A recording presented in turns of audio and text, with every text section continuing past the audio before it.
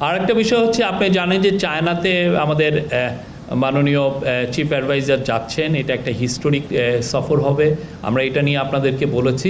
একটা বিষয় হচ্ছে যে চায়না আমাদের এখান থেকে 3টা এগ্রিকালচার পণ্য খুব বড় আকারে ইম্পোর্ট করতে চায়। চাইনিজ অ্যাম্বাসাডার আমাদেরকে জানিয়েছেন, তার মধ্যে আম, কাঁঠাল এবং গোয়াভা। এবং এটা খুবই প্রফেসর ইউনুস এটা এর আগেও তাদেরকে উত্থাপন করেছিলেন। ওয়াংয়ের সাথে ওনার যখন ইউএন জেনারেল অ্যাসেম্বলিতে কথা হয়েছিল এই বিষয়টা উত্থাপন করেছিলেন। পরবর্তীতে চাইনিজ অ্যাম্বাসাডারের সাথেও এই বিষয়টা আলাপ হয়েছিল, উনি বলেছিলেন।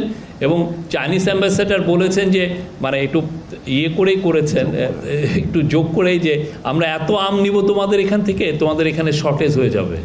হ্যাঁ, তো সেই জন্য আমরা আশা করছি যে চায়নায় আমাদের একটা নতুন এক্সপোর্টের নতুন দিগন্ত উন্মোচিত হবে। তারা বাংলাদেশের আমকে চাইনিজরা পছন্দ করছেন এবং এই বিষয়ে চায়নায় আপনি খুব দ্রুত আপনারা দেখবেন এবং এই সফরের মাধ্যমে এটা আরও আমাদের ওপেন আপ হবে এই মার্কেটটা। এবং তারা চাইনিজরা খুব কাঁঠাল পছন্দ করেন, কাঁঠালটাও খুব বৃহৎ আকারে আমরা এক্সপোর্ট করতে পারবো।